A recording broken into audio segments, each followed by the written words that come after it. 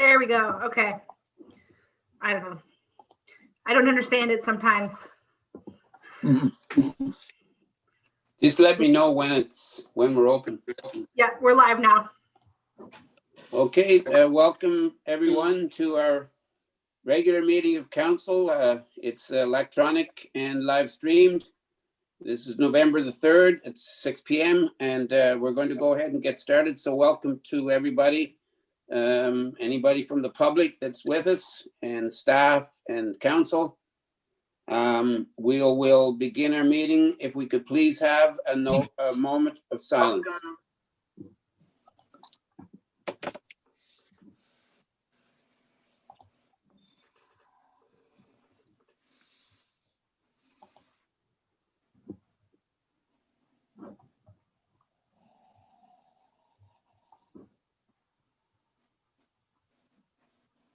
Thank you, everyone. I do have a motion, and it was moved by Klaus Vandermeer, seconded by Ian Strait, that the regular meeting of council agenda dated November the 3rd, 2020 be approved as circulated. All in favor? And that is carried. Thank you. I will now remind all of council that if you have any disclosure of interest, you can declare it now or anytime during the meeting. Moving on, we have a motion moved by Karen Jennings, seconded by Jeff Carroll, that the minutes of the regular meeting of October the 20th, 2020 be approved as circulated. All in favor? And that is carried. Thank you. Any business arising from those minutes? Seeing none, moving on, we have a motion. Reeve. I know we have the first. Reeve. Sorry. I'm sorry, Jeff. Yep. Sorry, Jeff. Just had a quick question if staff had any updates or maybe feedback from the open house with the health department. Not yet, no. Okay, that's good. That's all. Thank you. No problem. Moving on, we have no delegations tonight, and our first report of the municipal officer is yours, Jasmine, and that's on our roofing design and engineering. Great. Thank you, Reeve Dobson. So back in September, council did provide direction for staff to move forward with the engineering and design quotations for replacing the roof on the admin building. We did go in with a budget of $5,000. So I did get quotes from 3 organizations in accordance with our procurement policy. So I just requested written quotations. We received 3, one for $6,500, one for $7,000, and then one for $27,000. So the low bid of $6,500 certainly meets the requirements of what we want to do, and it includes the design and engineering, as well as a site visit and then a general review and sign off. So I'd recommend that we move forward with that. Just wanted to make sure that council is aware that we are going a bit over budget in that case. We have repaired the roof and we were under budget in that by, I think it cost all total just over $3,000. We did hire a company to do that. So we're a bit under budget there, and we'll be a bit over budget for this one. So.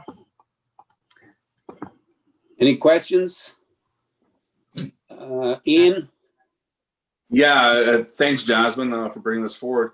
I guess my question is in regards to the engineering. You know, we heard at our last council meeting, or actually at the budget meeting, about needs possibly in the fire department and everything else, and roof extensions or whatever we might be doing. I'm just wondering if, because there's not a huge rush to getting this done right now, because it's not going to obviously happen until the spring. We don't wait, have a better understanding what that is, and maybe grab a little bit more of it. Maybe we can get a better price, maybe something of that nature. If there's other engineering that may be required throughout the township or with some of the other buildings. That's my question. Okay. There is a possibility, I think, that we could do it together, although the quotation process, like, we'd have to kind of go back to square one and redo the quotation process, given that it would probably meet the threshold to do like an RFQ or an RFP in that case. which would extend the time. We'd have to do the full 30-day notice and all of that deal. We are still in the late fall of 2020, and I think the work for this is planned for 2021. Although I think we do have to be cognizant that the timelines will sneak up on us in terms of getting a contractor actually booked in 2021 to do work. Sorry, go ahead. I guess how long can we have this conversation again after our next budget meeting? Maybe we can have a better idea of what may or may not occur. Is that possible? Yeah, I mean, certainly pushing off for a month would be reasonable. I don't think that would affect the project overall in any way. Right. Klaus? Yes, thank you, Reeve. Jasmine Greer Galloway, have we ever used them before, or are they locally around here, or what's their background? I believe they're based in Kingston. We have used them before for like OSIM inspections, and I think for other minor work. They're pretty well used in this area. Okay, all right. Just curious. It's an awful spread between them and JPG2G router. Unreal. Yes. Unreal. While we didn't release an RFQ where like everyone was provided with the same like document, Yeah. I did verbally and in writing indicate the same information to all the parties. So I don't know. Okay, thank you. Any other questions? So I guess it sounds like we may have consensus to defer this decision or this the motion that we've got on the floor maybe for some time, either the next meeting or two. Do you need a motion or just consensus to defer this, Jasmine? Probably, I think because we're in council, I would suggest that we go with a motion. Okay, so I'll ask for a mover and seconder then. So it's moved by Ian, seconded by Karen. And I guess, would the motion simply read that we're deferring the decision of this motion until the next meeting? I would say that the item be deferred until after the next budget meeting. So we have a specific timeline. Okay, so you can word that motion up then? Yep. Jeff? I guess I just want to make sure I don't know where to go on this yet. So I'm trying to figure out if like about deferring it, because I understand where Councilor Straight's coming from. And is there other projects that we're going to be able to group this in with that could possibly save us, or is there an opportunity for maybe negotiation with it? Because I mean, it seems high to me too as well. That's the other problem I have with it. Like it seems like a lot of money for basically to let us know if it can hold the roof and to build a slant roof. And maybe is there a possibility to get it cheaper? I don't think so. We certainly tried our best, and they were given all of the information we had available. It is because it's marrying one roof to another roof. It's just more complex than simply placing trusses on like when you're building something from scratch.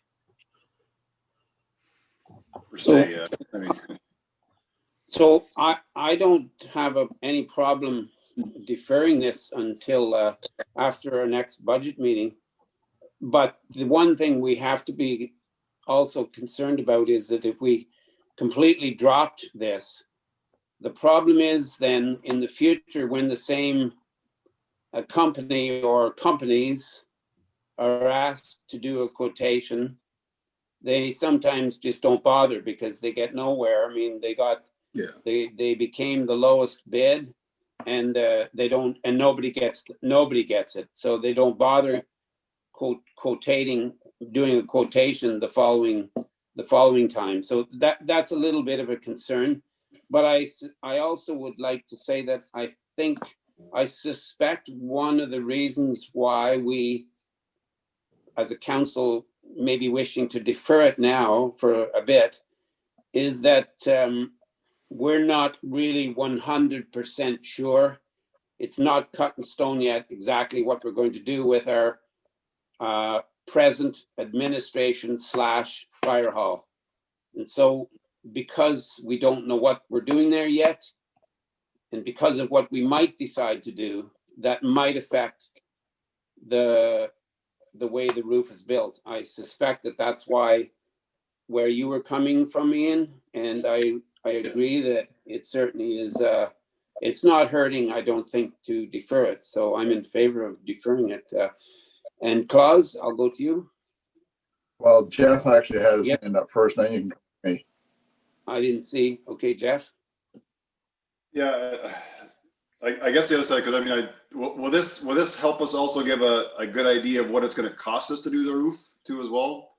Or is this just going to give us the plans and we still don't really have a good idea what it's going to cost? I'm just wondering for budget, because once again, for budgetary purposes for next year, we want to have it in the budget if that's what we're doing for next year.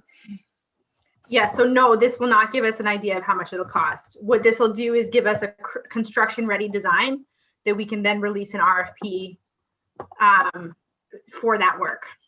Which we wouldn't have those numbers then before budget time anyways. We're still in a guessing stage. Yep. Okay. All right. Sounds good. Thank you. Claus. Yeah, Councillor Carroll said kind of my concern too. My other concern is that I don't think we're very even close to knowing what we're going to do with the administration building or the fire hall in its entirety after our next budget meeting. We got a lot more to discuss about than just another budget meeting. I'm concerned too is that, as you said, Jasmine, this is just an engineering design. Then we have to put it out for tender to do the work. All that takes time and so forth, and trying to line people up for the spring. You know, I'm concerned that we get left behind again. So to put this off, I'm not really sure it's a good idea. Thanks.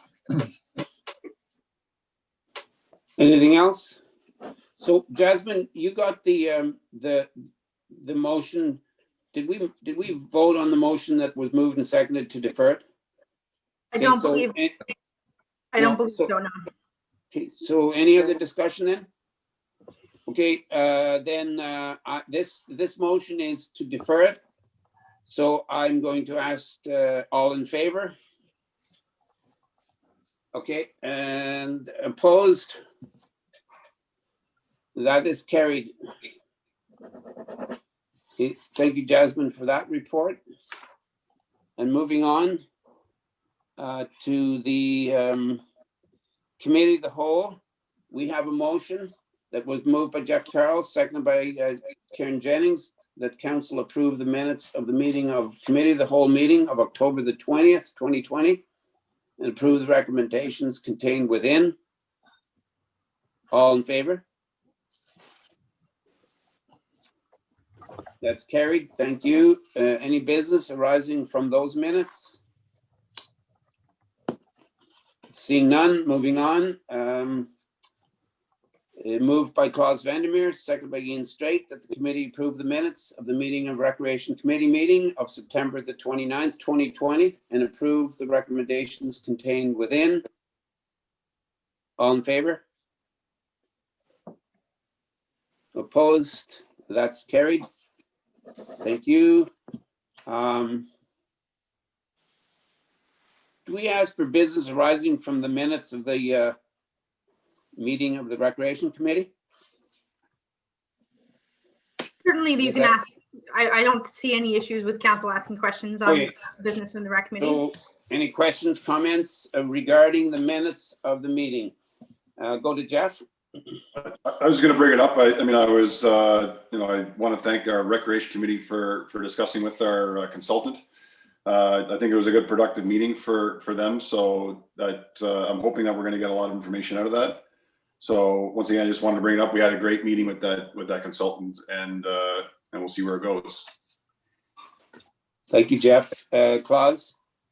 Yeah, just the committee discussed the COVID-19 door-to-door visit from Santa Claus Christmas light display. Is that something that's going to happen, or was it just an idea? Just a suggestion. Yeah. Just a suggestion for now. Okay. Thanks. Anything else? Okay, and then we're moving on. We have no petitions, no bylaws, no motions and notice of motions. The correspondence items, the first one is the OMPF funding. Jasmine, did you want to speak to that? Sure. So I just wanted to call council's attention to that we are receiving the same level of OMPF funding for 2021 as we did in 2020. So Awesome. yes. So I just wanted to call council's attention to that. And the good thing is that we're going to be hearing about it earlier, like we did last year earlier, so that we can use that Incorporate. when we're developing our budget. Yes. Do you recall what it was last year? I don't recall the actual number amount, no. Okay. Yeah. Okay. Thank you, Jasmine, for that one. Then moving on, the next action item was the AMO policy update. Bill? Yes, Jeff? I just had a quick question for Jasmine, not trying to put you on the spot, but when I'm reading through about and the part of the grant, the rural communities grant, and it talks about farmland in there to further support ruralness with the highest level of farmland. When I look at our grants and what we got $330,700. It's updated on the website now. But when I look at the farm area measure, we have NA. Does that mean that we don't get any sort of consideration for our farmland, or is it because we don't have a high enough percentage, or do we have to report something to make sure that we get the full extent for that farm area measure for the? That's a good question. I don't know. I can look into it and follow up at the next meeting. If that'd be great. If we need that, can I just be direction or whatever to get an understanding? I don't know how that works, but if council wants to provide consensus to look into it, we can certainly do that. Does that work for council? So I'll take that, Jeff. So I know Jeff, yours is a yes. Ian? Yep. Klaus? Yep. Karen? Yes. And you've got it, Jasmine? Great. Okay, thank you. Yeah, that's all I had for that. Okay, Thank you. thanks, Jeff. So the next action item was the AMO policy update on the COVID-19. Yeah, so we have finally got more details about the, sorry, I had the thing up, there we go. The COVID-19 resiliency stream launched, so it is being launched shortly. They've provided a little bit more detail about exactly what can be funded. It's going to be, I think, a little difficult for us to have a qualifying project for this, because it's basically improvements to municipal infrastructure specifically related to accommodating COVID-19. So we do have upgrades planned for the municipality, but I think it's going to be difficult to show that it's only for COVID-19. So it's also got some very restrictive timelines in terms of finishing the work. So I just wanted to let council know.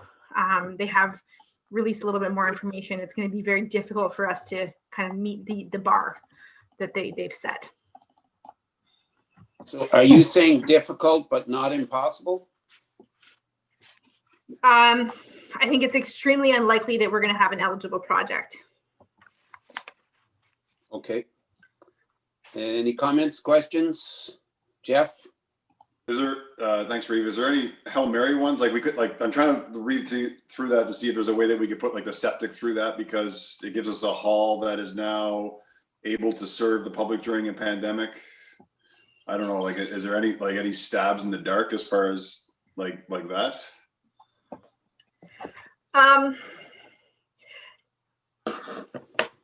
I don't know how we could justify the septic as something that's COVID-19 response infrastructure.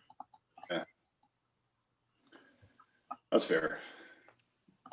Okay, thanks anyways. Seeing no more questions and comments, Jasmine, then we're moving on to the next report.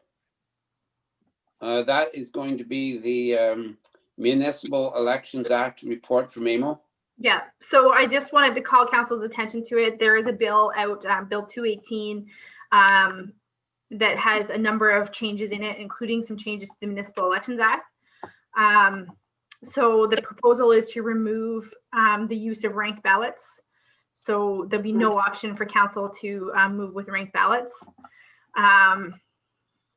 Also, the changes will change the nomination date. So in our last election, it was the fourth Friday in July of the election year. And now it'll be the second Friday in September in the year of the election, which is closer to what it was prior to the amendments during the last election. There's also a couple changes to timelines and deadlines for getting your procedure documents ready and stuff like that, as well as passing the bylaw for electronic elections. So it's minor changes, but I think it's important for council to be aware of. Any questions? Seeing none, moving on to the next one, and that is also yours, Jasmine, for the blue box draft from the Ministry of Environment. Yes, so the MOE has released their the blue box transition schedule. We are slated to transition in 2023, which was the earliest year that we could transition.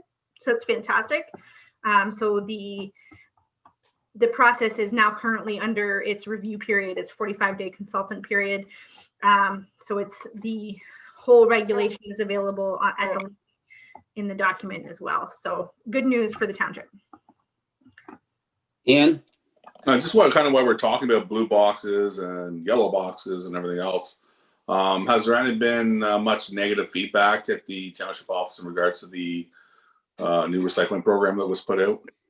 So we did have some feedback when we first started the program, but since starting, we've had very little feedback.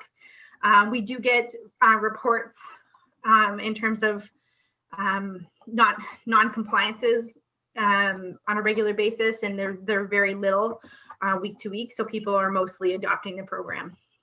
Perfect. Thank you. Anything else? Okay, thank you for that one, Jasmine. And then moving on, we have no correspondence items to move forward, and no unfinished business, another business. So we will be going in camera later, but so we're going to be recessing the council meeting and then proceeding to the committee meeting. Jasmine, I can't recall which way we do this. Do we ask public for any questions now? Questions happen now, yeah. Okay, so I'll ask you to check, please, if there's any questions from the public before we recess. I was not logged into Facebook, so you're going to have to give me 1 second. Okay.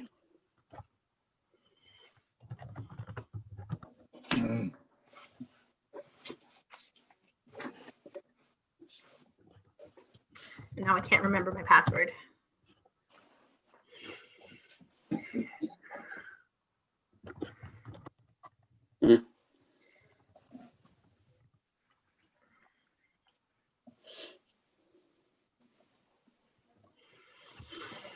There we go.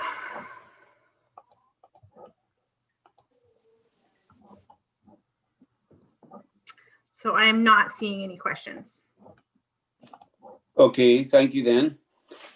Moving on, I have a motion from Karen Jennings and seconded by Jeff Carroll that the council recess at 6:25 p.m.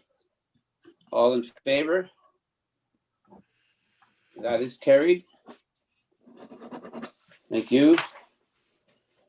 So we're going to take 2 minutes to move over to the committee of the whole. So we'll just take 2 minutes, okay, everybody, please? Sounds good.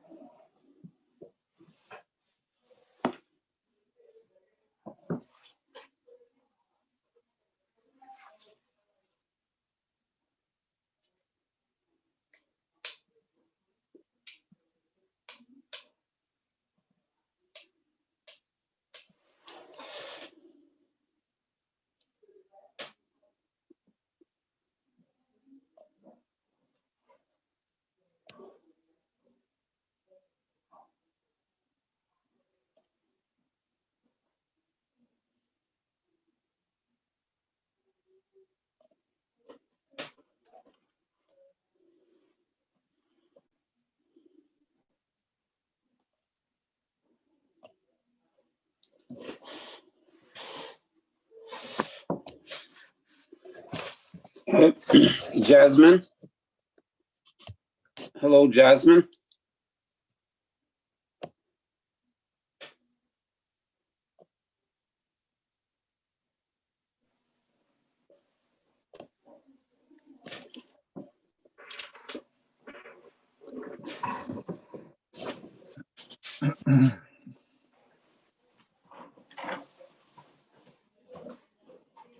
Kate?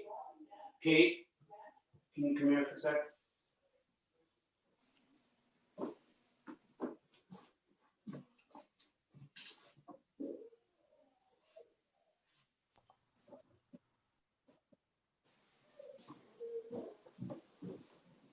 How we doing, Jasmine?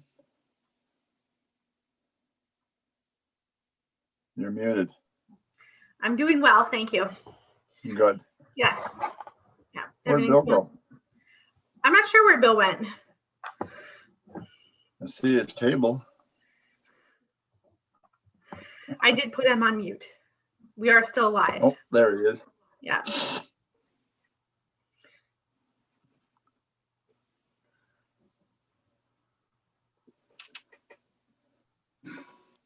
Hello? Hi, Bill. Yep, we hear you. Yeah, so Ian and Karen aren't back yet? Jeff? Not yet. Nope. Okay, okay.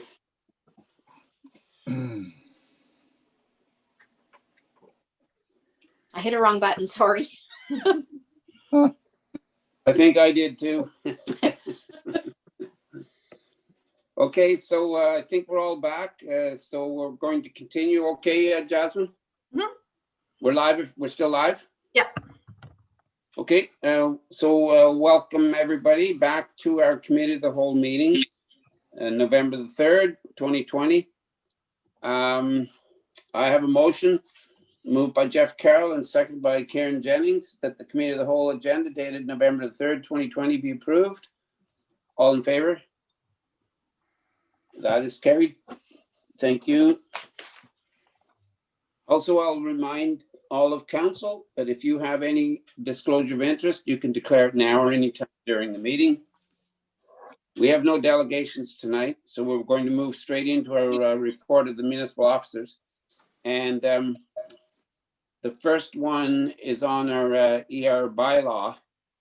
I think, are you going to just present this, Jasmine? We don't have the chief with us. No, we don't have the chief with us today. I'll be presenting on behalf. Okay, so I'll hand this over to you then. Great. So at the last meeting, council directed staff to look into a couple items related to the ENR bylaw. The one was Bill 181 related to the mandatory retirement. So we interpreted the Bill 181 to apply to collective agreements. So at this time, we don't have a mandatory retirement age for volunteer fire personnel. The second item was Schedule B Item C62. So that includes the ability for the fire chief to have some discretion in terms of providing for extended leave for the members. We do recommend that we maintain the flexibility for the fire chief to grant leaves in a difficult situation at his discretion, simply because training members is difficult and it is expensive. So if we can accommodate them and retain them on the force, that is better than losing them. Certainly, I don't think that we are going to actually be applying this section very often, but it is staff's opinion that it is important for the fire chief to have that flexibility when needed. Thank you. Any questions, comments? If not, I have a motion which was moved by Ian Straight, seconded by Claude Vandermeer, that the committee of the whole receive the ENR bylaw report and that the following be recommended to council, that council pass the ENR bylaw at our next meeting. All in favor? Opposed? Okay, that's carried. Thank you. Moving on, the next report is going to be yours, Stephen. That's on the large item drop-off day. Thank you, Stephen. Great. Yeah, so the large item drop-off day, it was a little bit background. The spring was postponed due to COVID. So this gave us some time to actually look at the large item drop-off and compare to see how effective it was in actually reducing the amount of roadside garbage that we have collecting that. So it is usually held spring and fall, twice a year. So after doing some research into the numbers of how it worked, we actually have the chart at the bottom here of the previous 4 years of roadside collection. So it's just the cost of how much garbage we're actually picking up at the roadside. So in 2020, that's obviously this year, and there was no spring collection. So that's kind of what we're forecasting. If we don't have a large item disposal day, that's kind of what we're expecting. And it's kind of consistent with years past. There was really no increase of large items on the roadside due to postponing the earlier one. It's each year, it actually is a huge loss with very little revenue brought in. And then staff has brought forward 3 options for it. There's an option 1, which is recommended to no longer host this at the township site. It's valuable service, but there's also could be an increased liability because it could classify technically as a waste transfer station, which is governed by the Ministry of Environment. And there's a lot of logistical things we'd have to do to make sure it's actually legal to do that and that we're covered. Next option is to just postpone till 2020. This allows us time to make sure that we are covered and legal by Ministry of Environment to actually proceed with it. Again, with COVID-19 still very present in our nearby Ottawa and surrounding areas, so it is exposing our staff to many people, and it's really no way to control how many people are coming into the parking lot. If it backs up onto Roger Stevens, it's going to be a nightmare that way. And our third option is to host a fall large item disposal day, which is not recommended by staff. And the last financial implication table I've created at the bottom is just kind of a tally of how much has actually costed the municipality in the previous years. So I've done the past 7 years. And these numbers actually don't include the cost of bringing in a tub grinder and the manpower to get rid of brush or anything like that that was brought in. The cost there. That's it, Stephen? Your report? Yes. Thank you. Questions, comments, Claus? Thank you. Stephen, I'm just wondering, and maybe staff can answer this question too, is that what do you feel is going to be, so to speak, the backlash from the public if we do not do this? Has there been requests to have this, or? I'll go to you, Jasmine, and then to Jeff, but Jasmine? Yeah, it might be easier for me to answer just because I have been around a little bit longer to get some of the calls. We've had a few calls asking where the fall drop-off is. Not an insignificant number, but it hasn't been like hundreds of people or anything like that. Okay. You finished, Claus? Yes, thank you, Rick. Okay. Jeff? I agree with staff. I think sometimes the drop-off day it sounds like a neat idea, but it's not always the best services too as well. And I think there's lots of drop-off places that we already are signed up with through Carlton Place as the example that's where that stuff is supposed to go. That's open all the time. Like obviously COVID's a bit of a different situation, but they're open. So as long as we're like, I agree with option 1, and also like making sure we're putting a good education tool out there to let people know exactly where that stuff is supposed to go, which we already kind of do, but where it can go all the time. I've never seen a huge value in the drop-off day. Like I said, it's a cost. There's extra liabilities. when really like the service is already there, that's probably better all of the time. So I agree with that, and I just want to kind of put in that too as well, because I think it makes sense. It's something that we shouldn't be doing yet. Jeff, when you talked about Carlton Place, you're not talking about the toxic waste place, are you? Yeah, like that's one of the options, yeah. But the place, that's only for toxic waste and organics. And sorry, and organics, exactly, yeah. That's exactly it, yeah. And also, I mean, as an example, sorry.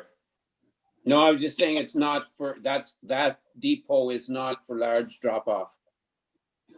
But you're right, yeah, right. And then obviously going to GIM for the bigger ones, or metal, which, you know, when you have metal, it doesn't cost you. I realize that. That's why I'm saying the education is to make sure that people know exactly where all those things go, which we do. Yeah. I think we do, just making sure that we really make it evident when we say we're canceling it, but here is your avenues, and this is why we're canceling it. As long as we're putting pieces part of it, so. Yeah, and if they take it to JM, they pay. Depending on what it is, yes. Yeah. Jasmine, did you have a comment you were making? Yeah, I just wanted to clarify that we have an agreement with Carlton Place for the household hazardous waste. Yeah. Yes. So the closest area people will be able to bring their large items would be to GIM. Now, as far as the traffic backing up onto Roger Stevens, I would probably highly doubt that would ever happen in Montague, because I think that we actually have more parking space in Montague than they do in Carlton Place at the toxic waste. I've been there where there have been dozens and dozens and dozens of cars, and there is a street that it backs up on a little bit, but it's just a slow street. But they still don't have as much space, I don't think, as we do. But yes, Claus? Would it be, thank you, Reed, would it be an idea if the large items, people have to take it to GIM and they have to pay to drop those off? As steel, they can sell it to GIM, but could we have it set up with GIM that they would come there with their large items, prove that they're from Montague Township, and that we would cover the cost of them dropping off those large items? Or is that logistically an impossibility? I do see Karen, but I'm going to go to Jasmine first in case she has an answer there for Claus, and then to Karen, please. So I think that subsidizing through GIM would be difficult.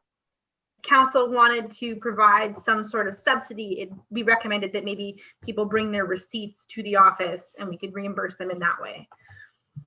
Okay, thank you. Karen? We would reimburse just to the amount of the garbage stickers that we charge, because I mean that was the whole thing.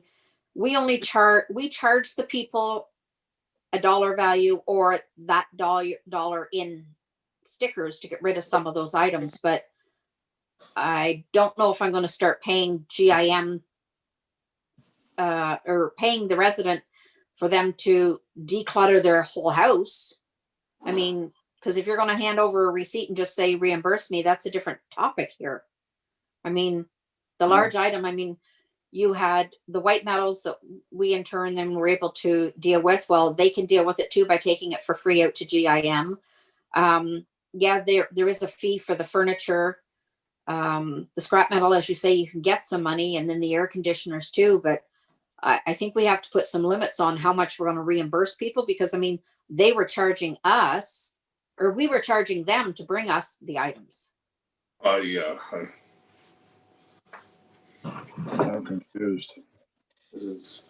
Hey, going to go to Ian. I think, I'm not in favor, I think, of doing that at all. It's too easy to, borrow your buddy's truck and go to your house in Swift Falls and throw a whole bunch of stuff on it and drive it to Glenview Iron Metal and say you're from Montague Township and bring back your bill to your buddy, and then we have to reimburse them. I don't think that's that for me is not a viable option at all. I kind of like option 2 of postponing it until 2021, seeing if there's more information, to see if there's an uptick again in garbage that gets dumped on the side of the road. I know I've heard from a couple of people about Nolan's Road specifically in regards to the number of things that have been dumped out there.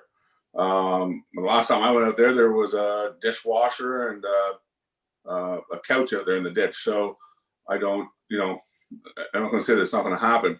The only problem I have with option 2 is the C of A. Like, I don't think we want to go down that whole road. If we got confirmation from the Ministry of Environment that we need to have a C of A to do this, because that's just, we're not getting a C of A. There's no way. That's way, way, way too expensive. So we're, That's crazy. Jasmine? yeah, I mean, we can bring back more information about the certification process, but certainly we're receiving and transporting garbage. We're definitely not in compliance. But recyclables, right? We're not taking household waste. I don't know. We should not be taking household day-to-day garbage. No. That goes, But I'm not sure if anybody's like audited the materials we're receiving. So I just, I guess to get their take of what it is, it would be valuable for me. Like, if they're going to say, you need to have a C of A, then you know what, the only option probably we have is number 1. We're not going to pay, tens of thousands of dollars to get a certificate of authorization to do that. So I guess the other thing, or certificate of approval. The other thing is, what about the, if you have trees and stuff that I guess we must be getting, are we getting a lot of yard waste? We are in the country. Does anybody happen to know? No. Like volumes in which we've received yard waste over garbage? Yeah, like, is somebody showing up with, a trailer full of, cedar browse that they've cut out, they've trimmed their cedar tree in their backyard? We'd have to double check. Like, again, I don't think we don't track what comes in and out. Because maybe there's an opportunity to talk to Smith Falls and let people take some stuff there. They have a great composting site. They have the tub grinder guy come in. Mm-hmm. You can go there and pick up the compost if you want it at the end of the day, which is probably a pretty good solution for. Okay, Karen. Jasmine, you say you don't track it, but yet they had to track to say how much they were charging or receiving in cash, because you had to know how many stickers the person was providing for the material that was being dropped, or you had to have the fee for what you were charging them for bringing it. So, I mean, the white metals, they would have to know the furniture. Like, there should be some record.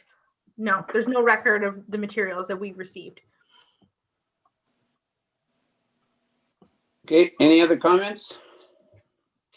I do have a motion for option 1. So we can vote on that one first and vote for it or against it, and otherwise we can then go to another option if you wish. Yes, Jasmine? Council can also vote for or against, and if it passes, that you can give further direction to look into different items, including the C of A or possible partnerships with other municipalities. Okay, so I don't see any other. Yes, Karen?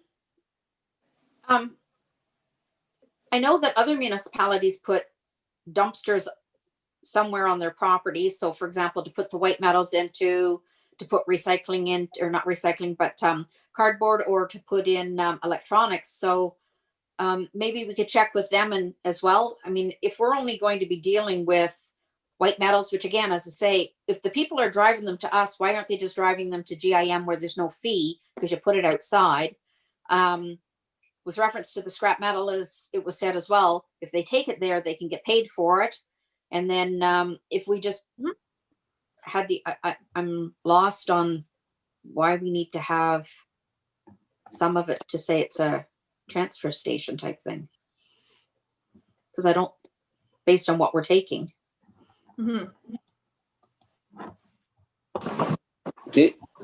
Any other further questions then? So I'm going to read the motion as we have it, and we can vote on it one way or the other. The motion was moved by Karen Jennings and seconded by Jeff Carroll that the committee of the whole receive the large item drop-off day report. And that the following be recommended to council, that council direct staff to terminate the large item drop-off day permanently. All in favor?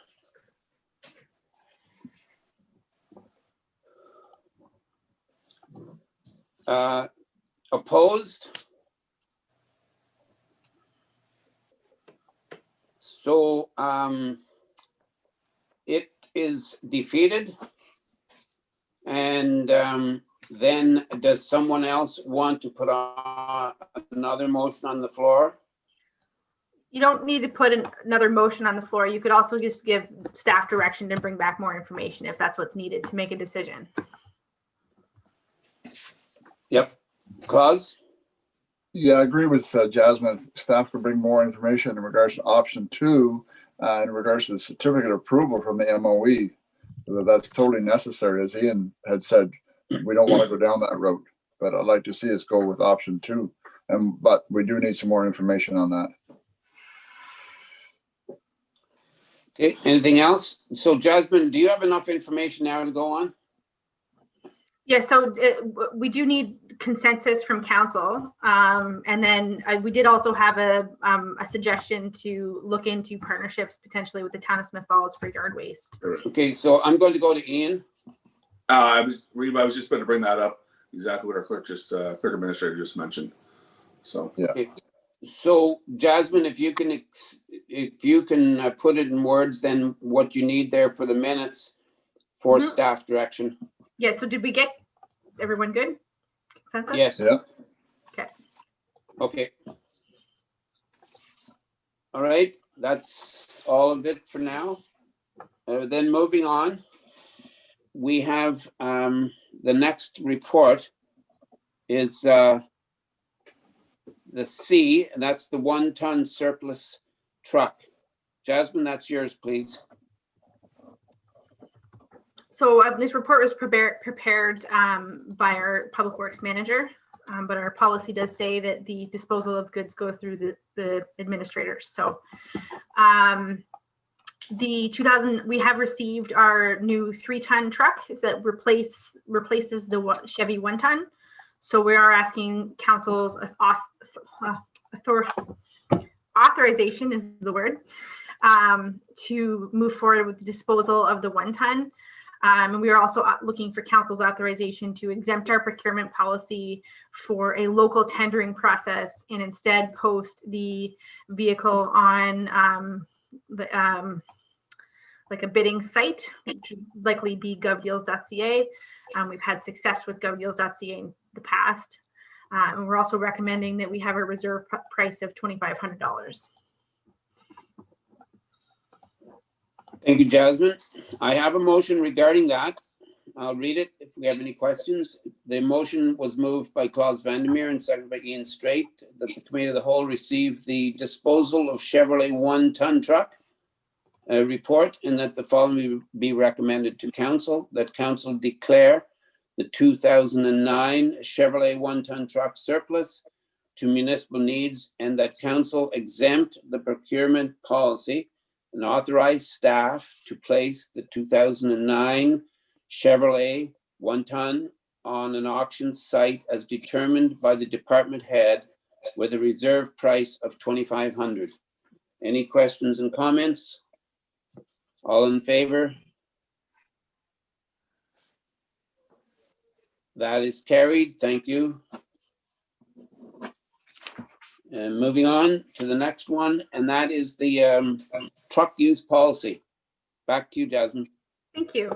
Thank you, Steve.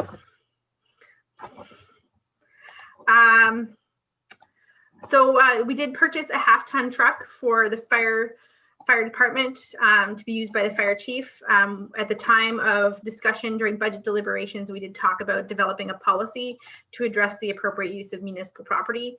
So the policy is designed to recognize the following factors in the truck, which is right now we don't have an appropriate place to store the 1/2-ton to protect it from the elements. So the chief can store it within a garage, which will keep it out of the snow. We did provide some limitations on the extent of personal use, and the idea of the chief does respond to calls on weekends and evenings, so the personal use of the truck during the time which he's on call would be reasonable, as he can directly attend a call using that truck from the location he's in, and recognize that we have paperwork and that the use of the truck is a taxable benefit, along with recognition that it is a municipal property, so the authorization to use it can be revoked due to misuse of the vehicle. Thank you, Jasmine. Any questions? Karen and then Claus. I just thought the 75 kilometers was a little excessive when you're driving it for, say, personal use for whatever. So I thought that should be restricted a little bit more. I don't know exactly what to put on there. I mean, you could put 20 kilometers or something, but I thought 75 was a little excessive. Okay, Claus. Thank you, Reeve. For the purpose of personal use, will the fire chief have to keep a logbook? Yes. Thank you. Okay, I don't see any other questions. So back to you, Karen. Yep. Did you want to make one change, or should we be voting on a different amount there, Jasmine? So, I mean, ultimately, the change would be go around for council consensus to see it reduced. Like we could try, 25 or 30. Well, Karen, you put it on the table. So do you want to put out the figure?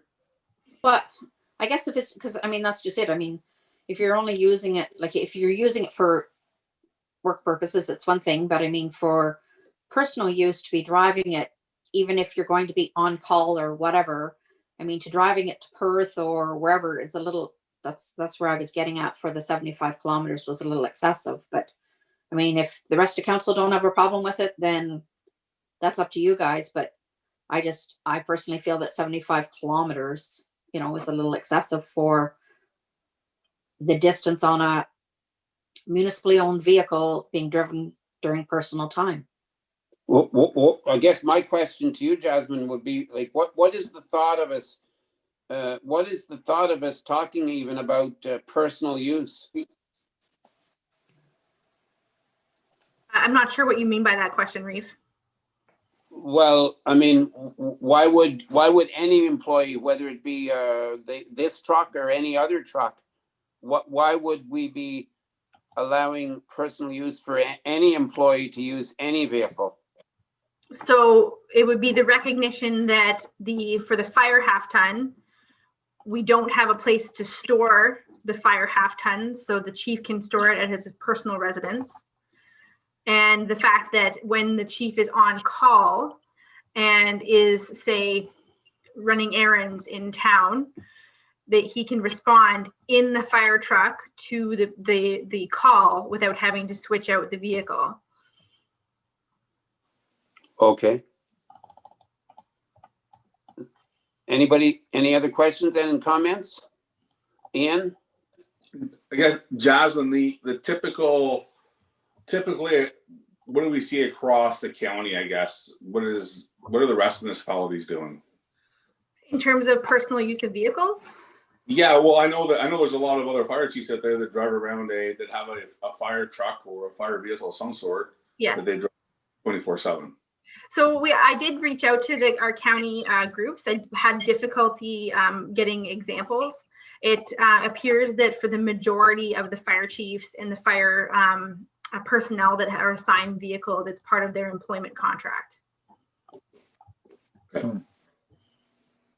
Okay, Jeff? Yeah, I more when I first read the 75 kilometers, I thought it was like 75 kilometers a year or something like that. So I'm glad. Thanks, Karen, for pointing that out, because I agree. Because if you're in town, that's not that far either.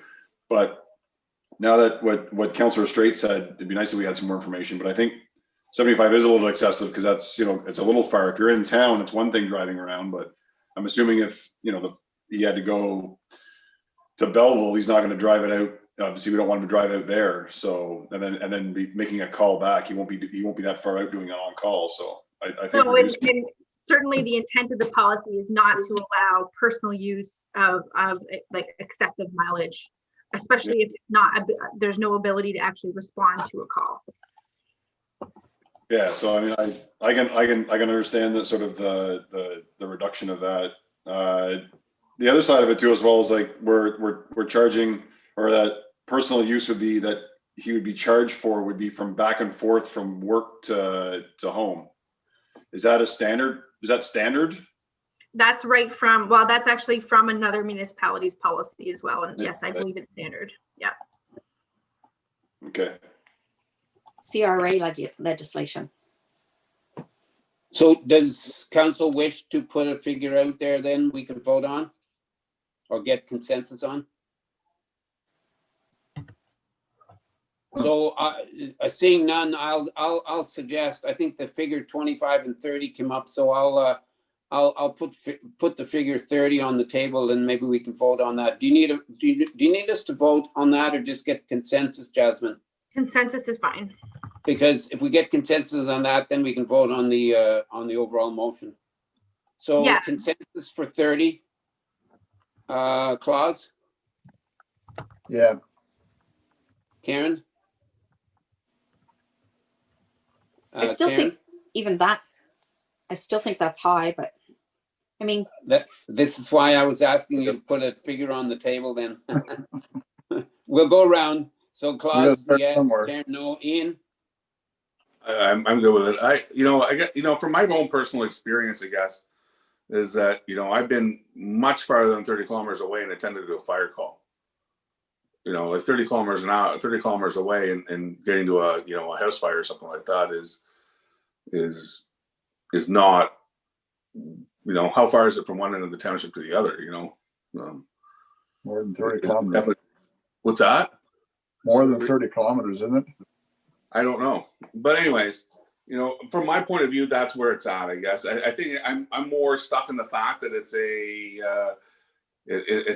a personal benefit and it should be reflected on salaries. That's my point of view.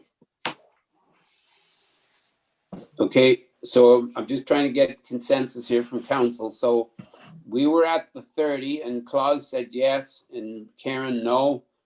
And Ian, where are you? I'm okay at 30. And Jeff? That works. Pardon? Yeah. Okay.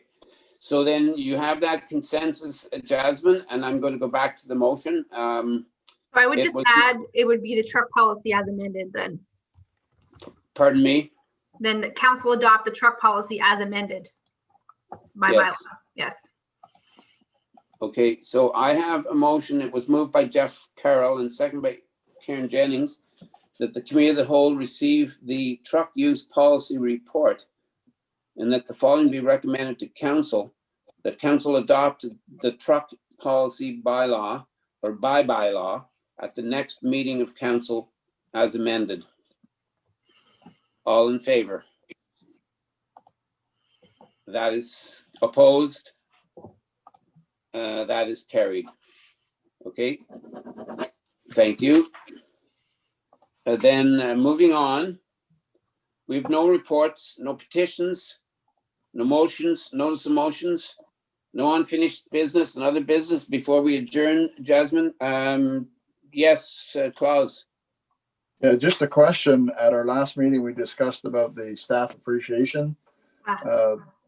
Do we have any information on that? Sorry, I should have called about that, Jasmine. Yeah, I'll bring a report at the next meeting. All right, thank you. So Jasmine, any questions from the public? We have one question from the public. Question regarding the committee of the whole meeting. I understand there's a monetary loss on the large item drop-off day, but is there some other way to arrange for the large items to be disposed of, like a one-day pickup at the residence? Oh. So I think it's just a general comment or question. I think council's kind of direction to look into it is kind of reflective of that. So would you be able to reach out to that person asking the question and let them know? Yes, Okay, thank you. Any other questions? that's it. Okay, thank you then, Jasmine. Moving on, I have a motion moved by Ian Straight and seconded by Claude Vandermeer that the committee of the whole meeting do now adjourn at 7:02. All in favor? That is carried. Okay, thank you. And we're going to be going back into our regular council meeting. And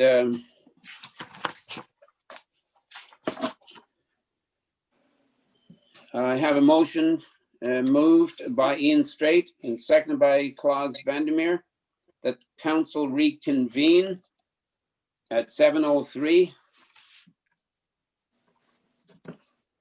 All in favor? That is carried. Thank you.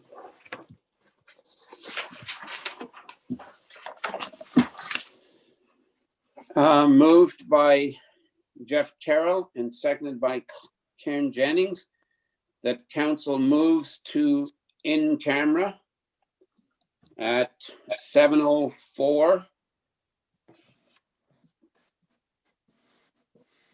As per S 239 of the Municipal Act S 0/2001 C25 in order to address personnel matters about an identifiable individual, including municipal or local board employees. More specifically, clerk administrator maternity leave hiring, and that the clerk administrator be permitted to remain in the session. All in favor?